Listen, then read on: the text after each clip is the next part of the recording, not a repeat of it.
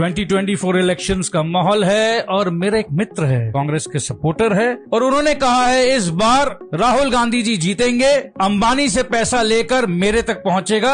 Wealth distribution की कोई scheme है उनके पास। तो भाई ये स्कीम क्या है? बीजेपी के पास है ऐसा कोई स्कीम? आप सोचिए, क्लास में दो बच्चे पढ़ रहे हैं, एक 95% लाता है और एक 30%। सपोज कीजिए वहां का टीचर है राहुल गांधी, उसने डिसाइड किया कि 95% के मार्क्स और 30% के मार्क्स दोनों को एवरेज आउट कर देते हैं। फर्स्ट सेमेस्टर में दोनों के 55-60 मार्क्स आ गए। बड़ा वाला तो खुश नहीं होगा, फेल होने वाला था वो खुश हो गया। सेकेंड सेमेस्टर आया, जो 95% वाला मार्क्स लेकर आया था उसको लगा कि यार इतना हम मेहनत क्यों करें, ऐसे भी तो मार्क्स एवरेज आउट ही होने वाला है, तो थोड़ा कम प्रेशर लेते हैं, रिलैक्स रहते हैं। और जो फेल होने वाला था वो उसको लगा अगर मैं नहीं भी पढ़ूं तो भी 45-47 मार्क्स तो मेरा कहीं गया ही नहीं। जो 95% वाला था उसके आगे 65% मार्क्स, क्योंकि वो कम पढ़ा था, और जिसने पढ़ा नहीं था उसके आगे 10 मार्क्स। दोनों के वेल डिस्ट्रीब्यूशन में दोनों का एवरेज आउट हुआ, इस बार आ गया 40। थर्ड सेमेस्टर में 95 वाले को लगा कि भाई ये तो एकदम ही नहीं पढ़ता है, और फिर भी इसके 40 आ जाते हैं, तो मैं भी मजा करूंगा, मैं क्यों मेहनत करूं। वेल डिस्ट्रीब्यूशन हुआ, एवरेज आउट हुआ, दोनों फेल।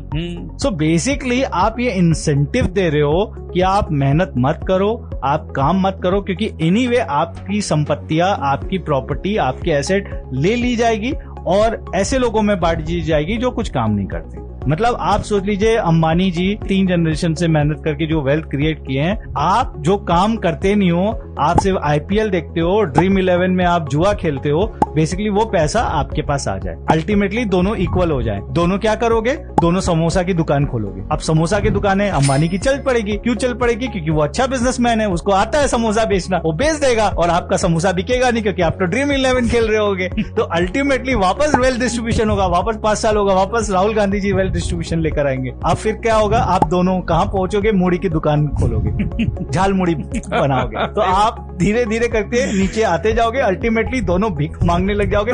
भीख मांगने में आप ज्यादा बेटर हो तो आप उनको बीट कर दोगे अंबानी को। अरे वाह रे ऋषि, ये है डिस्ट्रीब्यूशन।